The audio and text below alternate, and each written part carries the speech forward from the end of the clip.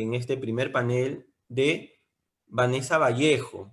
Ella es economista y editora en jefe de Pan Am Post. También nos va a acompañar Eduardo Fernández Luiña, quien se desempeña como director del Instituto Juan de Mariana en Madrid y profesor en la Universidad Francisco Marroquín en la misma ciudad de España. Ha publicado diversos libros y artículos sobre su especialidad y en defensa de la libertad. Y de igual manera nos acompaña Francisco Mendoza, director ejecutivo de Libre Razón, un think tank de Ecuador, y además es director comercial en Grupo Mendoza Science. Tejada, economista con una maestría en innovación e inteligencia en negocios.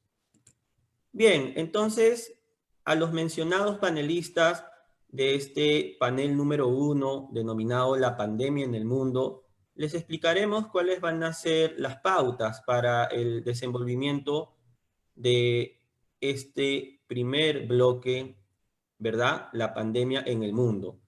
Durante un lapso de 10 minutos vamos a escuchar efectivamente sus intervenciones, precisándonos cómo es que aprecian la pandemia en el mundo y también, en la medida de lo posible, desde las realidades de sus respectivos países, ¿verdad? Iniciaríamos en ese sentido con Vanessa Vallejo, ¿verdad? Durante 10 minutos ya asumiendo este rol de moderador, mi persona, Raúl Bravo Sender, es quien va a asumir la moderación de este panel número 1, La pandemia en el mundo. Vamos a iniciar en primer lugar con Vanessa Vallejo, luego continuaremos con Francisco Mendoza y luego continuaremos con Eduardo Fernández. En ese sentido, durante un lapso de 10 minutos vamos a escuchar la primera intervención de Vanessa Vallejo, economista y editora en jefe de Pan Am Post. Te escuchamos, Vanessa. Muchas gracias. Muchas gracias, Raúl. Bueno, yo creo que hay situaciones muy peligrosas, por supuesto, en esta pandemia. Creo que hemos visto en general a todos los gobiernos utilizando la pandemia para llevar a cabo medidas cada vez más estatistas, para en muchos países destrozar la economía, para hacer todo lo que a los liberales no nos gusta que hagan. Pero también creo que lo que está ocurriendo es un espacio en el que la gente tiene oportunidad de preguntarse muchas cosas, como ya lo decía antes, de preguntarse muchas cosas, y en el que los liberales tenemos oportunidad para explicarle muchas cosas a la gente y tal vez para ganarnos gente que antes no estaría tan dispuesta a escucharnos y que antes dudaría mucho de lo que hemos dicho. Entonces, definitivamente que esto es un peligro y definitivamente que estamos viendo cosas muy difíciles en todos los países. Estamos viendo, por supuesto, restricciones de la libertad, tanto libertad en el campo, en el ámbito individual como en el ámbito económico. Y de eso tenemos que hablar, de eso tenemos que ser enfáticos los liberales, explicando que todas estas medidas que están tomando muchos países no funcionan y cuáles sí funcionan. Entonces, por ejemplo, contándole a la gente que aquellos países donde se permite que la empresa privada pueda funcionar libremente, las cosas están mejor. Entonces, por ejemplo, en Estados Unidos, echando para atrás varias medidas bastante rígidas que se tenían, el gobierno decide, por ejemplo, que le da libertad a cada empresa para que pueda incluso crear sus propios test de coronavirus. Entonces, en Estados Unidos, resulta que los dueños de empresa pueden hacer sus propios test y ellos mismos encargarse de que sus empleados tengan la prueba que ellos mismos realizaron, y eso, por supuesto, avanza muchísimo y hace que las cosas sean mucho más fáciles. También en Estados Unidos vemos, uso el caso de Estados Unidos porque yo vivo en Estados Unidos. También en Estados Unidos vemos eh, lo que siempre ha existido, que es una gran ventaja, y es que los estados tienen bastante libertad para actuar. Entonces, aquellos estados donde las cosas van mucho mejor que en otros, pues son estados en los que no hay medidas restrictivas tan grandes, cosa que no tiene sentido. Hay países en los que como el presidente es el que decide todo y todo lo que ocurre en todas partes, así no tengan ni idea qué es lo que ocurre porque es imposible tener un conocimiento, digamos, cercano y seguro de todo lo que pasa en cada lugar de un país. Ese presidente decide todo. Bueno, en Estados Unidos no es así, entonces eso permite que haya diferencias de cómo se manejan las cosas. Yo que estoy en Washington, nunca tuve que vivir una cuarentena, siempre pude salir cuando quise, puedo hacer casi cualquier cosa, no hay ningún problema, más bien, digamos, las medidas de bioseguridad dependen de cada institución, de cada empresa, de cada organización. Si voy al supermercado, cada supermercado me impone sus medidas, las que cree convenientes, y eso nos deja muestras de algo que es muy bueno. También cuando yo recuerdo muy bien la primera declaración de Donald Trump cuando empieza todo esto del coronavirus, y él lo que hace es empezar a mencionar a las principales empresas de Estados Unidos y decir, hablé con el CEO de tal empresa, con el dueño de tal empresa, con la gente de tal empresa y juntos vamos a salir adelante. Eso a mí me dio una, digamos, tranquilidad en ese sentido y creo que es un ejemplo que podemos, por ejemplo, contrarrestar con lo que ha estado pasando, por ejemplo, en España, mientras que en Estados Unidos permiten que las empresas puedan crear sus propios test, en España el gobierno interviene en los laboratorios. Y mientras que en Estados Unidos se permite que se tengan decisiones dependiendo de cada estado y que incluso la gente pueda salir a pedir cosas como, hey, no nos encierren y como respetamos además la segunda enmienda, entonces podemos salir armados a pedir, hey, no nos encierren, pues en España vemos un gobierno cada vez más totalitario que toma medidas, por supuesto, muy centralizadas desde lo que simplemente se le ocurre al señor Sánchez y al señor Iglesias. Entonces vemos, digamos, sí diferencias en algunos países y podemos empezar nosotros ya a comparar los resultados en unos países y los resultados en otros países en términos económicos y en otro tipo de términos como en cuestiones sanitarias. Respecto también a las oportunidades que tenemos, yo creo que hay ciertos pequeñas luces que nos pueden dar alegría y que nos pueden mostrar un poco lo que es las cosas buenas que podemos sacar de esta pandemia. Eh, por ejemplo, cuando hay gente en nuestros países, en Latinoamérica, diciendo que no se quieren quedar encerrados, que ellos necesitan salir a trabajar, eso nos muestra claramente que la gente entiende que el gobierno no la va a poder mantener, que el gobierno no va a venir con esa ayuda, que el gobierno no lo va a poder mantener durante un mes, 2 meses. En Colombia llevamos también más de 100 días en cuarentena y la gente entiende que nadie te va a mantener y por eso salen y dicen necesitamos trabajar. Eso es muy importante porque nos permite que la gente entienda y tenga la claridad de que en un momento difícil no es el gobierno el que te salva, sino que eres tú mismo. Entonces, no puedes permitir que esta gente te obligue a quedarte en la casa muriéndote de hambre porque sabes que eres tú mismo el que te vas a salvar y eres tú mismo el único que se encarga de ti. Y que en todo caso es la familia, son tus redes cercanas, son tus amigos, son esas instituciones, la iglesia, todas estas cosas las que te pueden ayudar en estos momentos difíciles y no el Estado. También, por ejemplo, en Colombia sucedió, hay varios casos en diferentes países que nos pueden dar esperanza de las cuestiones de las que la gente se puede estar dando cuenta en esta época.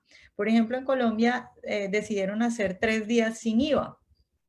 Pues bueno, para intentar ayudar al comercio y bueno, que la gente pueda salir a comprar y todo esto. Fue, digamos, algo bastante criticable en términos sanitarios porque todo el mundo salió y hubo una montonera de gente y bueno, tal vez muy desordenado todo, pero que la gente salga desesperada esos días sin IVA muestra cómo el impacto negativo que tienen los impuestos y cómo el gobierno nos quita tanto dinero a través de los impuestos. En Colombia el IVA es del 19%. Entonces, claro, la gente ahora se da cuenta, es como, wow, si no nos jodieran tanto con esto del IVA, pudiéramos comprar a diario las cosas con 19% menos. Y esto, como hay detalles que han pasado en diferentes países. En Argentina, una señora Sara de más de 80 años que decide retar a las autoridades y dice, yo no me voy a aguantar ninguna cuarentena, yo necesito el sol y voy a salir y no me importa lo que ustedes hagan. Y los policías, pues viendo que era una señora de 80 años, pues no la iban a arrestar ni la iban a obligar a volverse a su casa, se tuvieron que quedar ahí parados esperando. Después de eso, toda Argentina estaba pendiente de si la señora Sara iba a volver a violar las indicaciones del gobierno, porque ella dijo, y lo voy a seguir haciendo. Y después de eso se empezó a ver en general en Argentina que la gente ya no acataba las normas y salía haciendo pues las cosas que tiene que hacer. También lo que vimos acá en Estados Unidos, menciono de nuevo, por ejemplo, en Michigan, la gente con esas armas en el Congreso haciendo presencia diciendo no vamos a permitir que nos encierren. En Estados Unidos les cuento un dato curioso. Acá antes de que empezara, digamos, a faltar papel higiénico, agua, todas estas cosas básicas que era difícil en algún momento conseguir, ya todo está solucionado, pero era relativamente difícil en algún momento conseguir. Antes de que eso empezara a escasear, lo primero que se acabó en Estados Unidos fueron las balas. Es decir, las tiendas donde la gente va a comprar las balas para las municiones para sus armas, ya no tenían balas. Entonces, este tipo de cosas, que la gente empiece a preguntarse estas cosas, que la gente empiece a dudar y empiece a decir, yo creo que los gobiernos tal vez no saben lo que dicen, porque mucha gente cree que si el político, o antes por lo menos tenía la seguridad de que si el político decía que había que hacer esto, es porque hay que hacerlo, él sabrá por qué lo hace. Ahora la gente ya empieza a decir, bueno, yo creo que ese político no tiene ni idea de lo que está diciendo y que lo mejor para mí es tal cosa. Vanessa, Entonces, disculpa, un minutito nos queda, por favor. perfecto. Sí. Entonces, digamos, planteé primero las amenazas que todos conocemos, que todos tenemos claro que están pasando, el avance del estatismo, pero termino, digamos, con el lado amable de la situación y mostrando esos pequeños brotes de esperanza que creo que la pandemia ha mostrado y que nos puede ayudar a nosotros a pensar, bueno, esta gente está preguntando esto, están hablando de esto, podemos explicarles en general nuestra teoría, pegándonos esas pequeñas cosas que la gente se está dando cuenta. Perfecto, genial, genial. Te agradecemos por tu intervención, Vanessa. A los amigos también que nos están escuchando y nos están viendo tanto por el Zoom como por medio de las redes de esta transmisión en vivo por Facebook, pueden hacernos llegar sus preguntas a los panelistas, ¿ya? De este primer panel, La pandemia en el mundo. Hemos escuchado la intervención de Vanessa Vallejo de Pan Am Post. Ahora, en segundo lugar, vamos a escuchar la intervención de Francisco Mendoza. Como hemos precisado, Francisco Mendoza es director ejecutivo del think tank Libre Razón de Ecuador. Durante un tiempo de 10 minutos también Francisco nos va a explicar la experiencia de la pandemia en el mundo y en especial desde Ecuador. Francisco, te escuchamos. Puedes activar tu micrófono y tu cámara. Muchas gracias. Muchas gracias, Raúl. Creo que ahí estamos con cámara y audio. Antes que nada, Joel, Raúl, a Saúl, a todos quienes han armado este evento, muchas gracias por la invitación. Muchas gracias por acercar la invitación a Libre Razón y formar parte de este evento. Este tipo de jornadas maratónicas son muy complicadas de armar y son muy necesarias hoy en día, así que es un esfuerzo que hay que valorar a nivel regional y de verdad, tanto Libre Razón y a título personal les agradezco mucho. Ok, sí, yo quisiera hablar un poco de la experiencia desde Ecuador, pero también sobre todo ya ver un poco más del futuro tras tantos días de confinamiento, tantos días de restricciones y ver qué es lo que podemos hacer o cuál es el escenario en el que vamos a jugar como liberales en los siguientes meses, sobre todo pensando que, por ejemplo, Perú tiene elecciones, Ecuador tiene elecciones, en Bolivia hay elecciones, en Chile hay elecciones, entonces se nos pinta un panorama bastante interesante, agravado por la pandemia, y con una clase política y unos gobiernos que han demostrado hoy en día, y creo que en mayoría, su incompetencia para tratar con algo que se supone que debían estar preparados para enfrentar y afrontar. Entonces, yo les voy a presentar unas diapositivas después para dejarles una reflexión y ver qué es lo que opinan, pero quiero seguir el hilo de lo que decía Vanessa antes, y es sí, la gente se está cuestionando si el gobierno estaba preparado justamente para afrontar algo como esto. Más o menos como la única tarea que tenían era estar preparados para esto, y estamos viendo que no. Y de hecho, esta crisis, al menos en Ecuador, que nos ha golpeado muy fuerte en todo nivel, ha desnudado mucho las falencias del gobierno, ¿ok? Solamente para que ustedes tengan un poco de contexto. Si no me equivoco, Ecuador fue el primer país de la región golpeado por coronavirus. El estado de emergencia se establece el 12 de marzo. Después, los primeros días de abril, fallece la primera persona con coronavirus. Pasamos a un estado de emergencia total. Guayaquil, que no es la capital, es la ciudad comercial más importante, estuvo totalmente afectada. Se está hablando de casi 17,000 a 20,000 muertes, obviamente no todas registradas. Y ese fue el inicio de la decadencia y la demostración de cómo el gobierno no estuvo preparado para esto. No se tomaron medidas a tiempo, no se siguieron protocolos a tiempo, y en fin, la historia creo que ya todos las conocemos porque se ha repetido en varios países.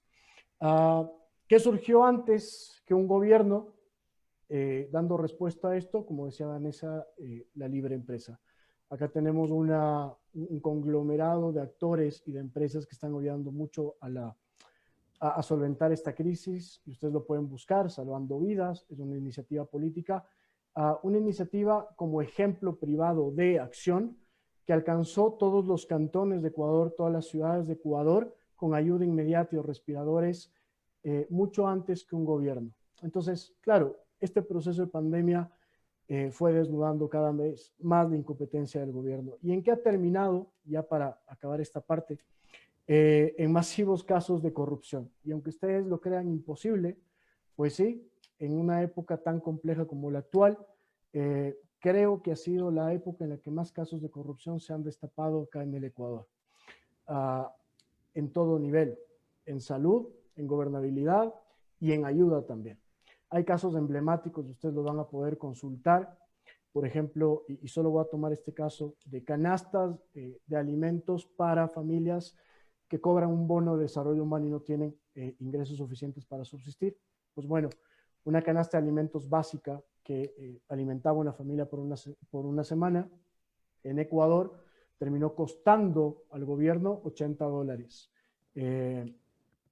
Obviamente con un costo desproporcionado, y este costo se debía a que la encargada del comité de riesgos en esa época quería comprar fideos sin gluten para esa canasta, lo cual elevó el precio de esta canasta a la que me refiero en más del 50%.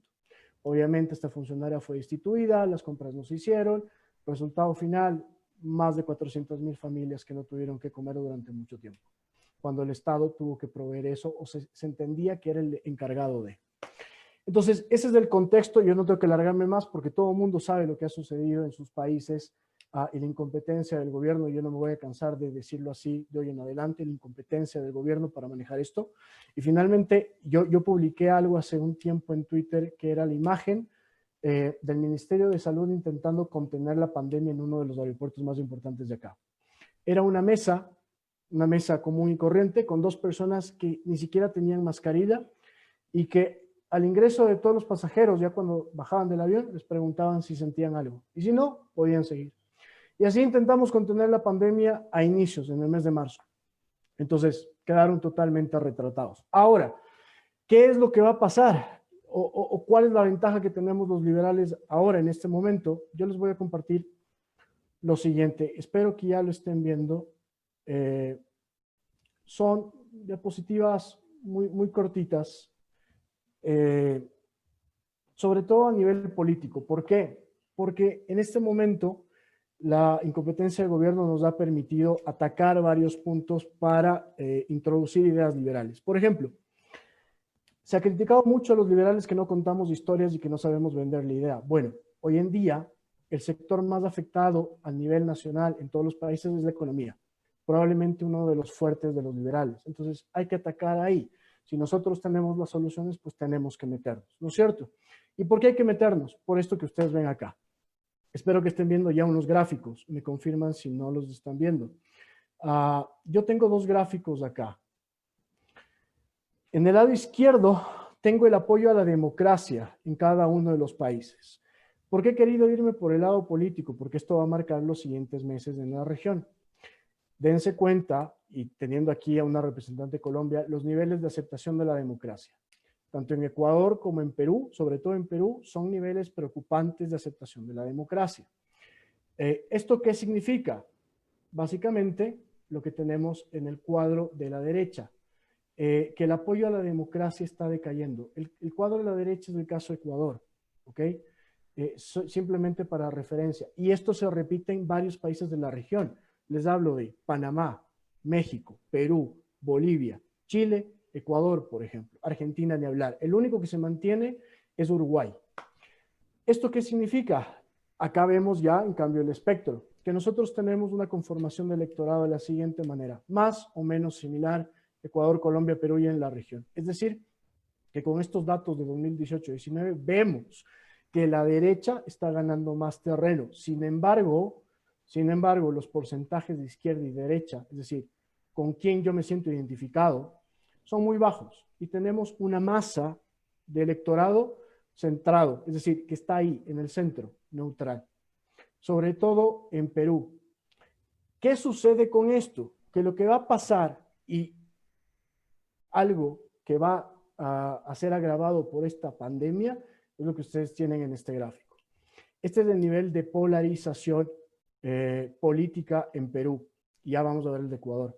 Este es un estudio publicado por Paolo Moncagata, que es expositor del Bootcamp Político de Libre Razón. No lo ha publicado todavía, saldrá en el siguiente mes. Yo me he tomado la libertad de mostrarles este gráfico que todavía no ha sido revelado. Pero obviamente lo que ustedes ven es que el nivel de polarización política se incrementa. Todavía no a niveles alarmantes, pero se incrementa. Y a nivel de Ecuador igual. Hay un leve descenso para el 18-19 porque en el 16-17, si todos conocen, Rafael Correa salió del poder, los polarizó y se fue. ¿Qué va a suceder entonces? Yo dejo de compartir. Que vamos a tener un escenario que está yéndose hacia la polarización. Yo no sé si eso nos conviene como liberales, ¿ok? Yo no sé si eso sea productivo al grupo de liberales que defendemos las ideas de libertad. Lo que sí estoy seguro es que mientras más nos vamos a los extremos políticos en este escenario agravado por la pandemia, todo lo que queda en el medio es susceptible de ser convencido. Son personas que son susceptibles de ser convencidas de que hay una opción, en este caso la libertad, que puede funcionar mejor en casos como los que vivimos hoy en día en la pandemia. Eso les dejo como reflexión y ya después podremos discutir si hay preguntas o comentarios adicionales. Fiel al tiempo, 10 minutos, yo con esto concluyo. Perfecto, genial. Te agradecemos, Francisco, por tu intervención y por los gráficos que nos has compartido, ¿verdad? En ese sentido, también ya para cerrar este primer panel sobre la pandemia en el mundo, y luego de lo cual los asistentes podrán también formular sus preguntas, vamos a dejar en el uso de la palabra a Eduardo Fernández Luiña, quien es director ejecutivo del Instituto Juan de Mariana en Madrid, España. Eduardo, te escuchamos. Muchas gracias. Muchas gracias, Raúl, y bueno, gracias también a los compañeros de mesa, a Vanessa y a Francisco por sus intervenciones, ¿no?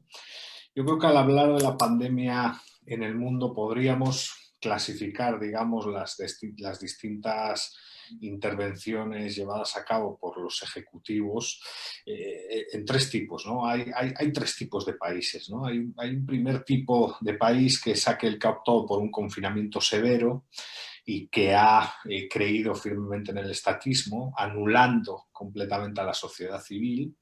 Yo creo que ahí está perfectamente, pues encaja perfectamente el modelo español y encaja el modelo argentino, aunque el modelo español no dura tanto como el argentino es un exceso, pero son países que han confiado mucho en el estatismo y han desconfiado mucho en la sociedad civil. Hay un segundo modelo, que es un modelo de confinamiento también legal, pero que tiene más confianza en la sociedad civil, en el mundo de la empresa, en las organizaciones de naturaleza social ajenas al Estado que proveen servicios a las personas y que creen también en los niveles subnacionales de gobierno, ¿no? Que tienen una, digamos, identidad federada o federal que facilita también el acercamiento al problema. Y ahí, pues, un ejemplo interesante podría ser Alemania, ¿no? Y por último, hay otro tipo de países que veremos lo que dice el tiempo. Yo creo que en alguno, pues, las noticias son muy buenas, que han optado por la libertad, ¿no? Y por la responsabilidad individual, porque al final no se puede hablar de libertad sin responsabilidad. Uno de ellos es Suecia, muy criticado además por la corriente dominante, y otro de ellos es Uruguay. Está en América Latina. Las medidas que el Ejecutivo presidido por Daniel Lacalle Pou tomó son unas medidas compatibles con la libertad. Es una llamada a la responsabilidad de la ciudadanía y la verdad es que los resultados de Uruguay han sido muy buenos. Creo que es uno de los grandes ejemplos de éxito, ¿no? En cuanto a gestión de la pandemia a nivel global. En nuestro entorno político y cultural, ¿no? Los asiáticos también son grandes ejemplos de éxito. Hay otro debate, otro tema que la izquierda constantemente pone sobre la mesa, que es esa dicotomía entre salud y economía, ¿no? Protejamos la salud, ¿no? La salud a toda costa, ¿no? Y ahí también en estos meses se ha generado bastante información. Me viene a la mente las famosas gráficas del profesor Luis Huete, ¿no? Del IES, ¿no? De la Universidad de Navarra, que básicamente ponía, pues, aquellos países que han sacrificado la economía en pro de proteger a su población, aquellos países que han sacrificado la salud en pro de la economía y aquellos que han sido un desastre en economía y en salud y aquellos que han sido un éxito en economía y en salud. Porque efectivamente no hay tal dicotomía, ¿no? Si uno quiere obviamente disfrutar de buena salud, tiene que tener una economía fuerte, ¿no? Y muchas veces el entorno político, y no estoy hablando de extremistas de izquierda, estoy hablando de personas incluso de centro izquierda o de centro derecha, han señalado, desde mi punto de vista de manera incorrecta, que existía como una especie de elección, ¿no? Si elijo la protección de la vida, tengo que dejar de lado la economía. Es precisamente lo contrario, ¿no? Es claramente lo contrario. Para tener una ciudadanía que disfrute de una buena salud y para tener un entorno de salud pública aceptable necesitamos economías prósperas y economías potentes, ¿no? Por tanto, no hay tal dicotomía entre salud y disfrutar de una economía en crecimiento, de una economía fuerte. Y como liberales debemos señalar eso activamente, porque es un tema en agenda. Cuando se habla de España, pues claro, España es un caso de cómo no hay que hacer las cosas, ¿no? Es un ejemplo de cómo no hay que hacer las cosas. O sea, es, creo yo, top 3 de los peores países a la hora de gestionar la crisis, ¿no? O sea, ha sido un verdadero drama. Si me pidieran palabras clave para describir lo que ha sucedido en España, se me viene negligencia, se me viene ideología y se me viene corrupción, ¿no? Obviamente, el primer caso que se detecta en España tiene lugar el 31 de enero del presente año. El 31 de enero del presente año.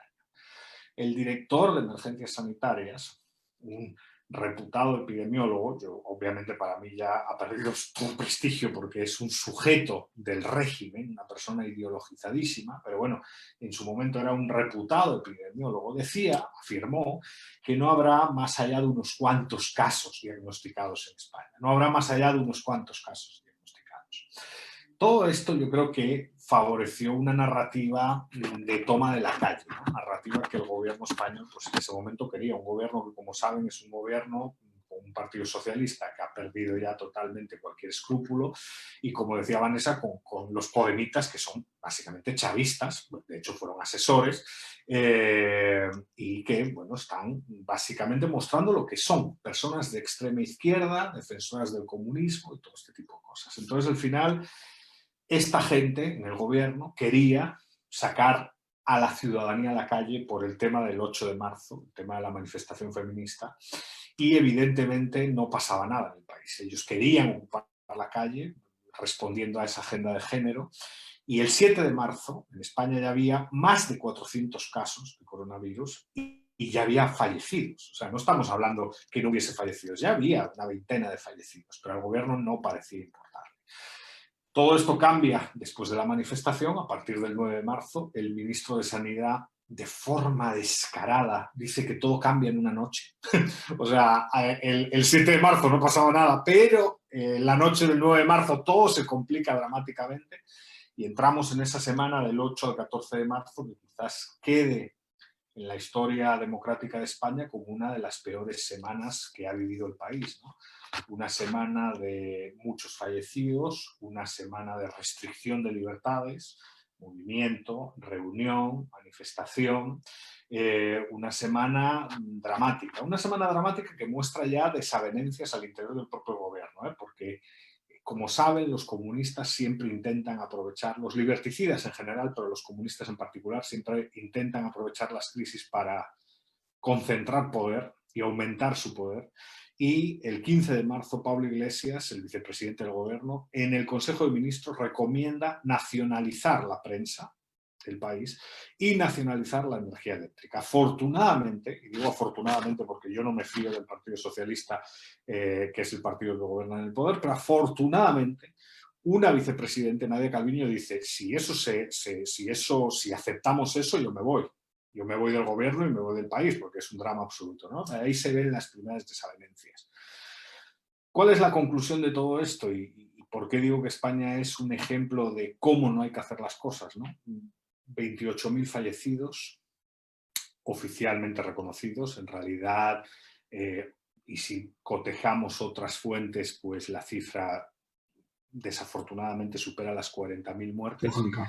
Una cosa terriblemente dramática y triste para la sociedad española, y creo que ha marcado mucho. ¿Y qué se ha hecho mal? Pues yo creo que hay 4 elementos que dibujan un problema y una tormenta muy importante. En primer lugar, poca anticipación, se llega tarde, se llega muy tarde, se llega mal. La explicación de llegar tarde es la ideología de género en este caso y la ideología de extrema izquierda. Hay un problema una vez nos topamos con la crisis sanitaria en el sistema de compras, porque el mando único centraliza el poder, anula la descentralización que existe en España, y esas compras se realizan mal, lo que produce un desabastecimiento brutal, y se realizan de forma corrupta, ¿no? Es escandaloso que en el Boletín Oficial del Estado en España hubiese empresas en las cuales no aparecía, por ejemplo, su sede social o su código de identificación fiscal, ¿no? O la dirección que poseía la empresa, ¿no? En el Boletín Oficial del Estado, esto, ¿no? Adjudicaciones de 8 millones de euros, de 4,2 millones de euros, un verdadero drama. Esa crisis sanitaria y ese problema en el sistema de compras favorece un problema de acceso a la información, una regresión democrática brutal, opacidad, filtraciones en las preguntas a los periodistas, dificultar el acceso a determinados medios de comunicación, por ejemplo, Libertad Digital y otros medios críticos con el gobierno. Entonces, un problema de acceso a la información y un problema de opacidad que limita la libertad de prensa y que limita la libertad de expresión. Y por último, la cuestión económica, ¿no? La situación en España es dramática a día de hoy. Se calcula que la caída del Producto Interno Bruto para el año que viene va a ser del 15%, la deuda pública va a subir al 123%, probablemente el desempleo se ubique en un 30% y afortunadamente no sufriremos inflación porque estamos en el euro. No duden que si no estuviésemos en el euro sufriríamos inflación, pero como dice el profesor Huerta de Soto, el euro es una especie de patrón oro para nosotros, ¿no? Quizás no para los alemanes, pero sí para nosotros.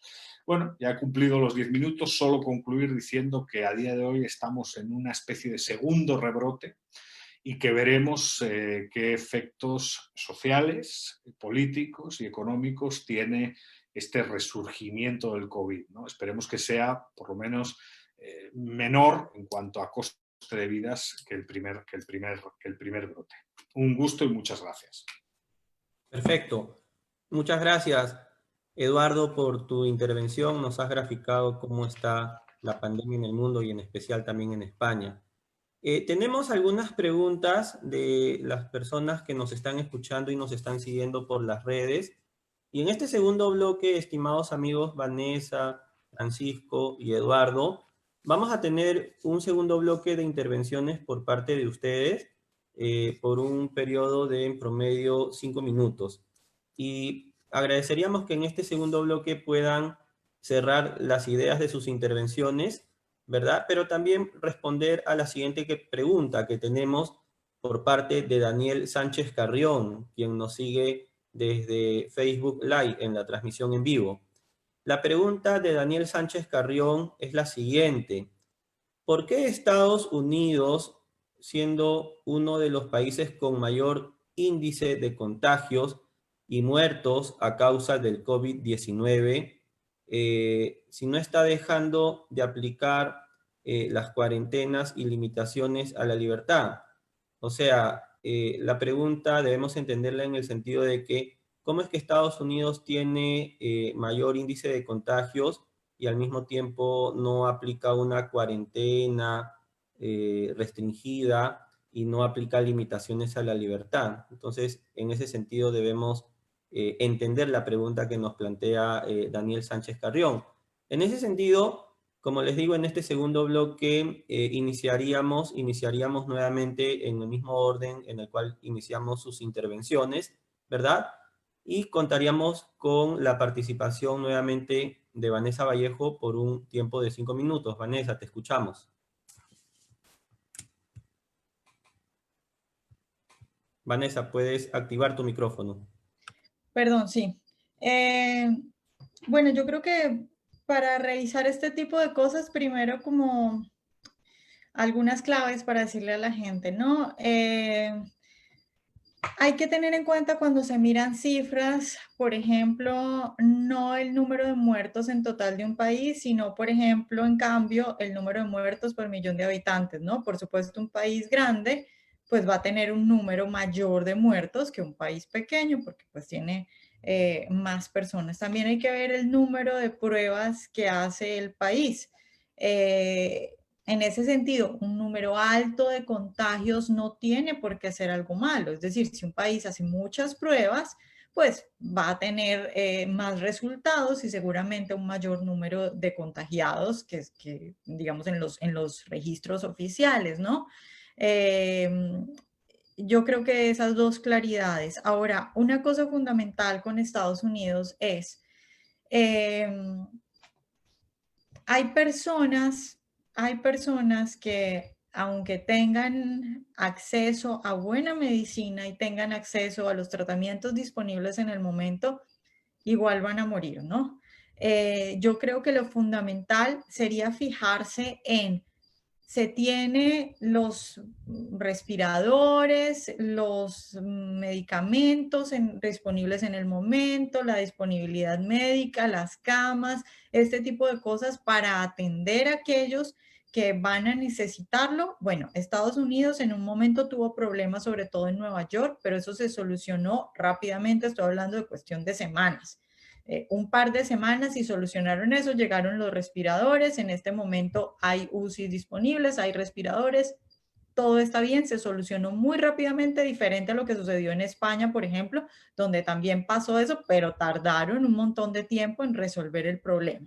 Se solucionó rápido, vuelvo y repito, porque Trump desde el principio dijo, esto acá se va a solucionar con empresa privada y pongamos a las empresas a ver que nos digan cómo nos colaboran.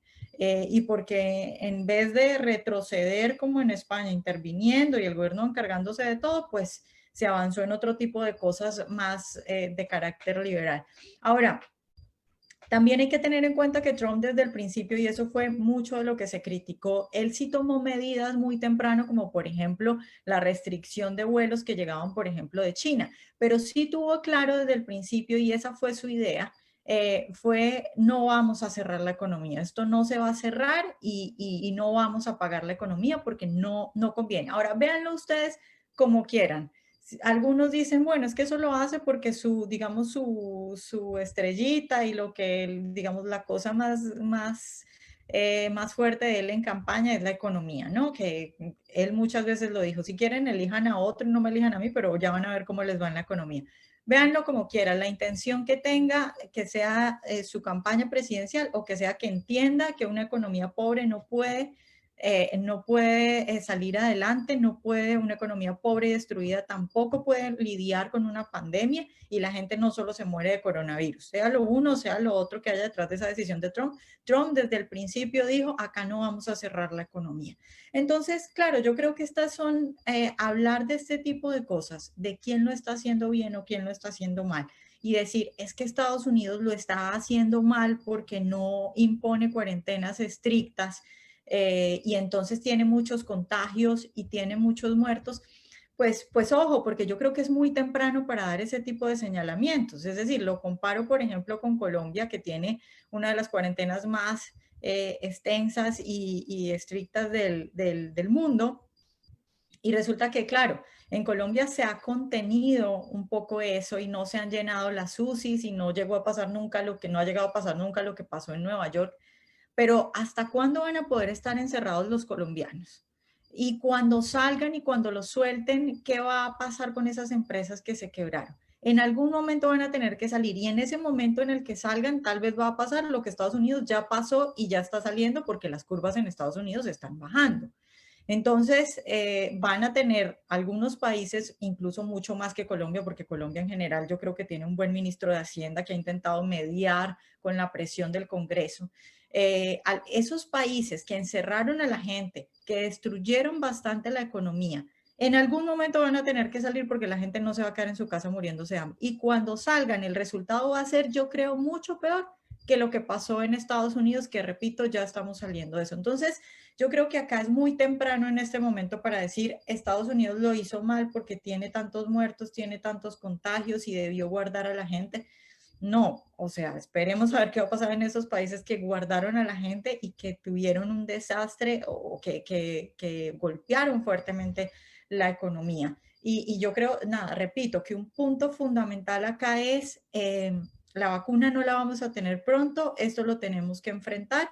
Yo creería que lo principal a analizar es, tenemos los recursos disponibles para atender a esa gente que se enfrente, y en este momento en Estados Unidos yo puedo decir que sí se tienen los recursos disponibles para atender a quienes se enfermen. Excelente, Vanessa, excelente. Muchas gracias por tu segunda intervención. En ese sentido, también agradeceremos a Francisco Mendoza que podamos escuchar su segunda intervención en este primer bloque, la pandemia en el mundo. Francisco, te escuchamos. Muchas gracias, Raúl. Bueno, para cerrar y también tomando un poco de lo que decía Vanessa y dándole un poco más de continuidad, nosotros entrevistamos en Libre Razón hace no mucho a Pasquale Cerebone. Pasquale es italiano, él vivía acá en Ecuador, viajó a Italia, a España justamente por este tema de educación y bueno, le cogió la pandemia en España, después logró ir a Italia y está ahí desde el mes de febrero, marzo, y conversábamos con Pasquale y él nos dijo algo clave y me decía, mira, acá en Italia la cuestión está muy complicada, eran los peores días de la pandemia en Italia. Y me decía, está muy complicada la cosa y hemos visto cómo China lo ha manejado, cerró a todo su pueblo, un autoritarismo completo, un totalitarismo completo y en la medida de lo posible se solucionó. Y me decía Pasquale, pero déjame que yo te diga algo, yo prefiero pasar un momento complicado como el que estamos pasando en Italia, a tener el sistema chino, intentar solucionar el problema de la forma más totalitaria, arreglarlo entre comillas, pero yo sé lo que me espera después. Yo sé las restricciones, yo sé que si quiero ganar más dinero o emprender con total libertad, no lo voy a poder hacer. Así que yo prefiero este modelo que tal vez no sea el más exitoso o el más ideal, no, el ideal, pero yo me quedo con este al modelo chino. Y es verdad, eso nos decía Pasquale cuando estaba en Italia en el momento más complejo de la pandemia, cuando las UCIs estaban desbordadas, cuando él iba casi 60 días de confinamiento. Entonces, no te hablo de mi experiencia, hablo de alguien que estuvo por allá. Ahora, para cerrar todo lo que habíamos conversado, hablado sobre este tema del totalitarismo de la pandemia y demás, hay dos cosas que yo veo a nivel general con los liberales, y lo he visto acá en Ecuador también. Acá en Ecuador sí se están tomando muchas medidas que van en contra de lo que creemos. Van a aumentar el IVA acá en Ecuador en un momento en el que se entiende que no se lo debería hacer. En Alemania no se lo hace, en Colombia tienen días sin IVA, hay muchas facilidades, pero no, en Ecuador nos gusta nadar contra la corriente. Pero ¿qué es lo que sucede? Y es lo que yo veo, haciendo una autocrítica al liberalismo y a las ideas de libertad en este entorno, es que no hemos levantado la voz con suficiente fuerza. Y acá hay un problema también. No hemos estado representados en espacios para tomar decisiones en estos momentos de crisis. Y nos ha tocado pelear con muchas situaciones complejas y ha sido muy complicado y lo va a ser en los siguientes meses.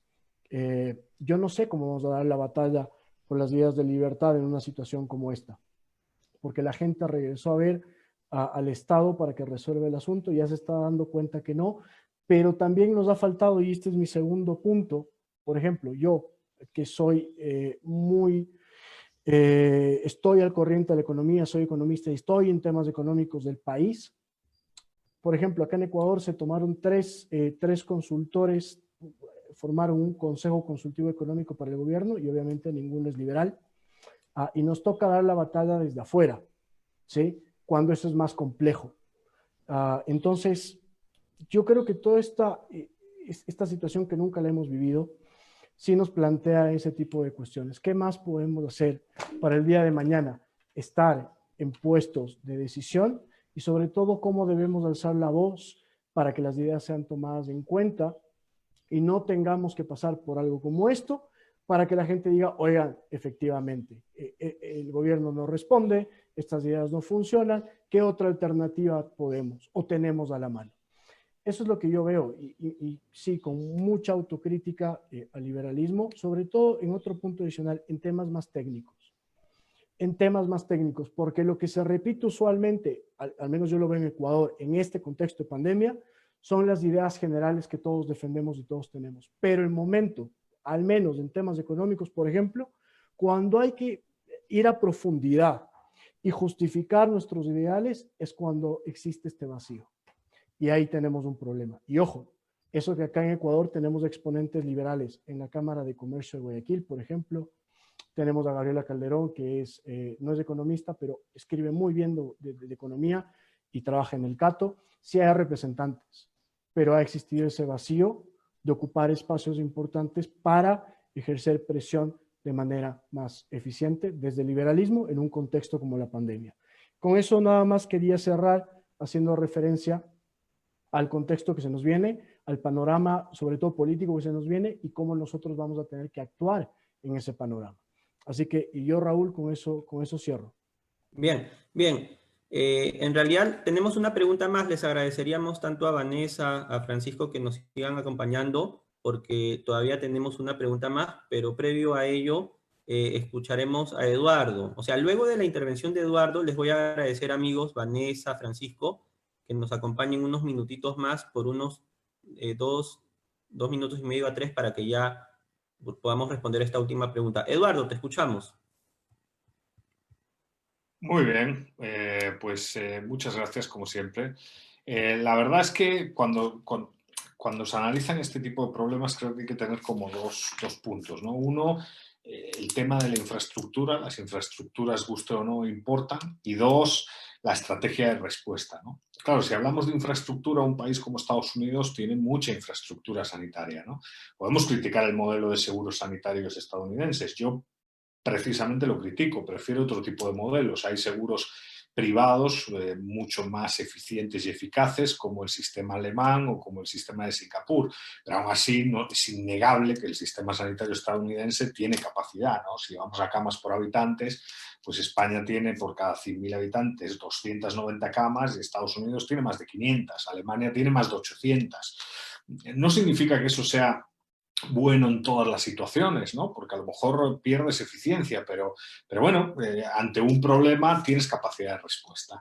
Lo mismo si hablamos de camas de intensivos por cada 100.000 habitantes. Estados Unidos tiene 35 casi, Alemania tiene 30, España tiene 9 o 10, ¿no? Entonces, en ese sentido, la capacidad, la infraestructura sanitaria hace que obviamente pues el sistema no colapse y al no colapsar puedas creer más en la libertad. Pero ahí va el segundo punto, ¿no?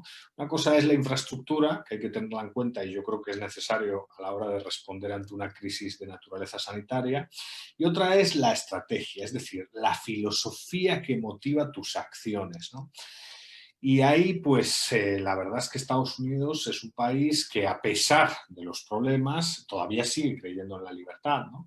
Y la filosofía que motiva, digamos, la acción de determinados gobiernos, no solo del gobierno de la nación, sino de los gobiernos subnacionales también, pues está basada en la libertad, ¿no? En dejar que el ciudadano pueda emprender, pueda hacer, pueda llevar a cabo determinadas acciones, ¿no? Libertad como responsabilidad. Y en ese sentido, pues en Estados Unidos, como señalaba Vanessa, desde el inicio se creyó en la cooperación con la empresa privada. Por ejemplo, en España se habló mal de la empresa privada. Y a día de hoy, pues afortunadamente, como se evidenció con tanta claridad la ineficacia del Estado a la hora de responder al problema, la gente confía más ya en la empresa privada que en las instituciones públicas. Con base en la última encuesta de la Universidad Rey Juan Carlos, la creencia en el empresario y en el emprendedor ha subido muchísimo en España, ¿no? Porque han visto de manera muy clara la incapacidad del Estado para abastecer, por ejemplo, de mascarillas al mercado, de respiradores, etc. Pero en Estados Unidos ese debate nunca existió. Desde el principio se creyó en la cooperación con el mundo privado. La figura del emprendedor está puesta donde tiene que estar, en lo más alto, porque son los generadores de riqueza, son los que sacan adelante al país, son los que innovan, porque si vamos a salir de esta crisis es a través de la innovación y no es el Estado el agente innovador, es la sociedad civil, es el emprendedor el innovador. Entonces, claro, esas ideas que forman parte de alguna manera de la genética estadounidense hacen que haya mucho anticuerpo frente a el confinamiento, ¿no? Hay un rechazo ante el confinamiento porque es un país que cree en la libertad. Otros países más domesticados, como en el que vivo yo, desafortunadamente, pues asumimos y agachamos la cabeza y nos confinamos, ¿no?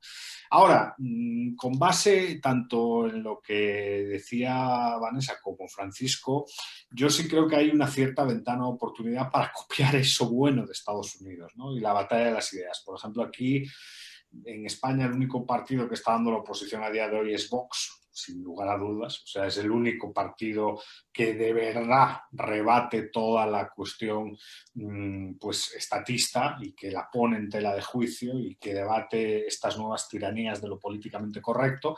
Pero en Estados Unidos hay muchas más organizaciones porque su sociedad civil es mucho más potente, es mucho más poderosa. Con esto acabo, ¿no? Yo entiendo sociedad civil como resultado de la asociación voluntaria de individuos independiente financieramente del Estado y con ánimo de actuar políticamente, ¿no? Muchas veces en el mundo iberoamericano hablamos de sociedad civil y somos conscientes que muchas de las organizaciones que citamos reciben fondos del Estado, ¿no? Pero la sociedad civil estadounidense es fuerte, es independiente financieramente y siempre hace, digamos, de contrapeso al gobierno. Y eso limita la acción del gobierno para intentar un equilibrio, encontrar un equilibrio entre salud pública y libertad, ¿no? Deberíamos copiar más ese modelo. Pero bueno, cumpliendo con el tiempo y con los 5 minutos, lo dejo aquí. Muy bien, amigos, muy bien. Les agradecemos por sus intervenciones. Ya ingresamos al último bloque de este primer panel. la pandemia en el mundo. Durante 3 minutos les voy a pedir, por favor, ya a manera de despedida, porque también tenemos una pregunta de Raúl Milla, quien nos pregunta en el chat. Antes de la pandemia, la economía mundial se encontraba a puertas de una recesión global. Estados Unidos de Norteamérica veía amenazada su hegemonía. Luego de la misma, ¿habrá un reacomodo de las fuerzas hegemónicas, por ejemplo, China? Entonces les voy a pedir, estimados amigos, que durante 3 minutos ya a manera de despedida y de cierre, y agradeciéndoles, reiterándoles mi agradecimiento por participar desde los países donde se encuentran, enlazándonos con el hermano país de Perú, con Ecuador, con Colombia, con España, podamos escuchar sus intervenciones. Empezaríamos con Vanessa Vallejo. Vanessa, te escuchamos. A ver, yo creo que esto ha dejado claro muchas cosas y creo que Trump ha sido un personaje fundamental para dejar claro el papel de China y lo peligroso que es el régimen comunista chino, no solo para, digamos, los países, digamos, potencias o los países cercanos, no, para el mundo entero es un peligro. Y yo no sé si ustedes recuerdan, en el momento en el que Trump empieza a decir, esto no es coronavirus, esto es un virus chino, empieza de ahí en adelante una catarata de señalamientos que se hacen desde diferentes partes del mundo a China, y eso es muy importante porque donde Trump no hubiera hecho, Trump es un tipo que comete muchos errores, además porque habla muy a la ligera, pero eso de que habla muy a la ligera y de que no es para nada políticamente correcto, le permite hacer este tipo de señalamientos que son fundamentales para cómo se pueda reacomodar y cómo el mundo pueda entender al régimen comunista chino de aquí en adelante. Además de decirle virus chino, Trump condena a la OMS, que eso también es muy importante. Y Trump decide no solo condenar a la OMS y culparla por lo que está pasando, sino retirarle los fondos, y Estados Unidos es el país que más fondos da a la OMS.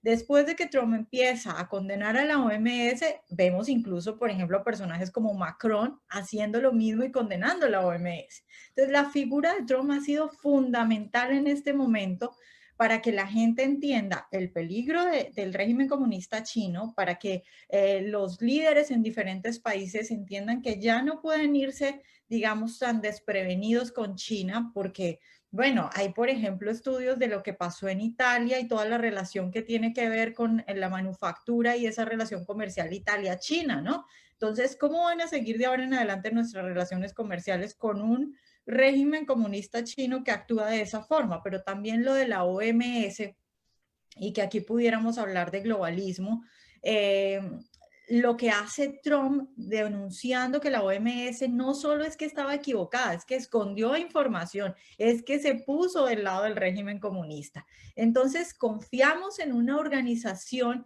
que quiere mandarnos a todos a nivel internacional y decirnos qué hacer, pero esconde información y se pone del lado de unos asesinos, porque es que en China asesinaban a los doctores que iban soltando lo que estaba pasando y que pudieron prevenir esta catástrofe mundial. Entonces yo creo que esto de Trump ha sido fundamental para mostrarle a los líderes de los países, a los empresarios, a los presidentes, a niveles altos lo que está pasando, pero también, y muy importante, ya con esto cierro, es a niveles de nosotros, de los individuos, de la sociedad. Yo no sé si ustedes han visto, hay en TikTok un video muy famoso que es una voz hablando de las decisiones de la OMS. Entonces dice, la OMS dice que usemos tapabocas, no, que no usemos, que es más seguro no usarlos. Bueno, que mejor compremos lo de tal porque el otro no sirve. No, que este sí sirve.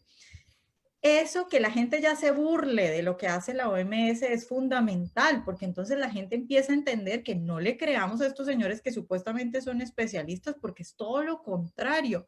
Si les creemos, nos va a ir mal. Entonces yo creo que si logramos además nosotros entre nuestras redes y entre nuestras cercanos y lo que podamos influenciar con este tipo de discursos y mostrando este peligro de China, de la OMS, del globalismo y de toda esta gente que supuestamente son expertos, que esto ya viene a ser una tiranía de los expertos, ¿no? Que nos terminaron matando a un montón de gente, va a ser fundamental, y creo que Estados Unidos y pues por supuesto Trump se ha notado un punto acá fundamental, mostrando el camino muy claro en esta situación. Muy bien, muy bien. Te agradecemos, Vanessa. Muy bien. Seguimos con Francisco Mendoza. Gracias, Raúl. Sobre la pregunta, si es que la hegemonía de Estados Unidos quizás o la hegemonía anterior se ve amenazada y se habrá un reacomodo de las fuerzas, pues yo creo que es evidente que sí. Partamos, yo no soy experto en este tema, pero les puedo hablar un poco desde la perspectiva económica. Y sí, hay un problema en este escenario y es que esto, como creo que muchas personas están asumiendo, que no es corto plazo. O sea, esta situación nos va a golpear, a afectar y va a influir en muchas cosas en varios meses, si no en varios años. Y eso siempre va a influir en esta lucha de poder, si es que se lo quiere ver así. A mí particularmente me preocupan algunos puntos. El primero es que tomen a China como ejemplo en manejo de la pandemia, que si bien podemos discutir aspectos técnicos y si la controlaron o no, pero claro, hay ideología y hay un régimen muy claro detrás de todo esto, y que habría que preguntarles a sus ciudadanos si están de acuerdo o no. Porque también ha existido censura a la prensa y hay infinidad, ustedes lo saben mejor que yo. Entonces, sí me parece riesgoso que hayan y existan voces que tomen a China como ejemplo en este contexto. La segunda cosa que tendríamos que ver, que también me preocupa, un análisis que particularmente yo no lo he hecho, es, bueno, ¿quién está tomando como ejemplo a China? ¿Quién lo hace? ¿Y a quién responde? ¿A quién responde y qué intereses tiene en este juego de hegemonías a nivel mundial? Ahí podremos quizás encontrarle una respuesta y sobre todo dilucidar hacia dónde se quiere manipular este juego de poderes. Y como ya mencioné, esto es a largo plazo. Ahora, yo les voy a poner un ejemplo que ocurrió el día de ayer. No es relevante porque estamos hablando de un país como Ecuador muy pequeñito, con un PIB muy pequeñito, que subsiste o su mayor y principal exportación es el camarón. ¿Ok? Y el día de ayer, desde el gobierno chino, sin dar explicaciones, sin dar notificación alguna a las empresas exportadoras, decidió cancelar 3.000 millones de exportaciones en camarón que se hacían regularmente hacia China. No quiero sonar conspiranoico, ni mucho menos, pero justamente acá se está dando un juego y se está revelando un juego ya. ¿Por qué? Porque Ecuador entró en la renegociación de deuda, de su deuda, y en este momento le toca renegociar con China. Entonces, yo sí creo que este país, sobre todo con la influencia que ha tenido en Latinoamérica en los pasados 14 años, va a ejercer mucha presión política y sí puede darse el caso de que exista un cambio en el poder, en la hegemonía de este juego de poderes con Estados Unidos y con el bloque de la Unión Europea. Basta ver la respuesta que se dio ayer. Ayer apenas el gobierno chino comunica esto de manera general a Ecuador. Nos enteramos de refilón, como se dice. Estados Unidos para la noche ya respondió y dice que está en total desacuerdo. Sobre todo porque se comprobó que ninguno de los productos cuya exportación se había cancelado tenían rastros de COVID. Ese fue el argumento para China para dar de baja las exportaciones, que venían con rastros de COVID. Y se hicieron más de 217,000 pruebas a los contenedores y a los productos y se encontró que el rastro de COVID estaba en el contenedor, en una empresa que no maneja las empresas de acá de Ecuador. Entonces, se puede ver una manipulación política por ahí por parte de China y ese es el juego en el que van a entrar a partir del día de hoy, como bien decía Vanessa, cómo vamos a establecer relaciones comerciales, cómo va a afectar eso a nivel mundial, y yo creo que en ese juego vamos a estar por varios meses. ¿Cómo quede al final el marcador? No tengo idea. Yo no lo sé. Bien. Perfecto, perfecto. Gracias, Francisco. Te agradecemos. Concluimos con Eduardo, desde España, el Instituto Juan de Mariana. Eduardo, te escuchamos.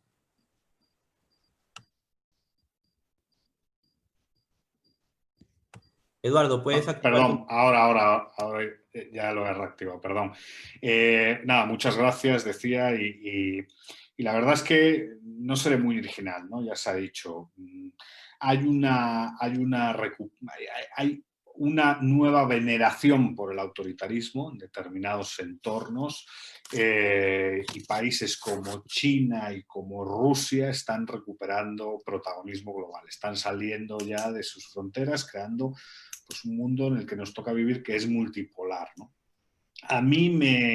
Yo creo que con China, sé que Donald Trump es muy criticado, pero esa estrategia de atacar a China duramente creo que es positiva, ¿no? Porque al final China ha permeado no solo organismos internacionales, sino la propia política exterior de un sinfín de países, ¿no? A día de hoy, pues la Unión Europea prohíbe el ingreso al continente europeo por razones sanitarias a los ciudadanos de Taiwán. Es un delirio. Taiwán ha sido uno de los grandes ejemplos en la gestión de la crisis sanitaria y un país que ha logrado minimizar el impacto económico y además gestionar adecuadamente la crisis protegiendo a sus ciudadanos. Bueno, pues ese país, los ciudadanos de ese país no pueden entrar en el territorio de la Unión Europea con base en un criterio sanitario. Es una locura. Todos sabemos que es un sometimiento de la Unión Europea a la política exterior china, así como lo hizo, y Vanessa lo citaba muy bien, la Organización Mundial de la Salud, ¿no? Fue increíble el correo electrónico que filtra el gobierno de Taiwán avisando del peligro del COVID a los altos directivos de la Organización Mundial de la Salud. Correo que se escondió y que no se publicitó lo necesario para que por lo menos la ciudadanía se pudiese concienciar sobre los riesgos que la enfermedad tenía para su salud, ¿no? Entonces, bueno, la actitud de China es bastante despreciable desde mi punto de vista, ¿no? La última ha sido el culpabilizar a España por la crisis sanitaria del COVID. No sé si se han dado cuenta, pero la semana pasada el gobierno de China ha culpado a España diciendo que es España el responsable de la pandemia global y no China, lo cual es dramático. Y el último tema, y con esto ya acabo, es la situación en Hong Kong. Es bastante triste que el mundo liberal y digamos todos aquellos que están más allá del mundo liberal pero que creen en la democracia y en la estructura de derechos y libertades básicas no hayan levantado la voz por lo que está sucediendo en Hong Kong, ¿no? En Hong Kong se están filtrando libros ya en las bibliotecas por la ley de seguridad china, se está reprimiendo a la población de una forma obscena, ya hay gente, activistas como Joshua Wong y otros que están retenidos y probablemente ya con visos de tortura y todo este tipo de cosas. Y nadie dice nada, ¿no? Creo que hay que tener una postura, si uno cree en la libertad, si uno cree en la estructura de derechos y libertades individuales de los ciudadanos, más potentes, porque sin querer se está volviendo a dibujar ese mundo con unas naciones autoritarias, muy personalistas, muy nacionalistas, muy liberales y el mundo libre, ¿no? Y quizás como mundo libre deberíamos de ser más duros en la defensa de nuestra identidad, de nuestros valores y de lo que somos, de lo que fuimos, de lo que somos y de lo que debemos seguir siendo, ¿no? Muchas gracias por todo. Excelente, muchas gracias, estimados amigos.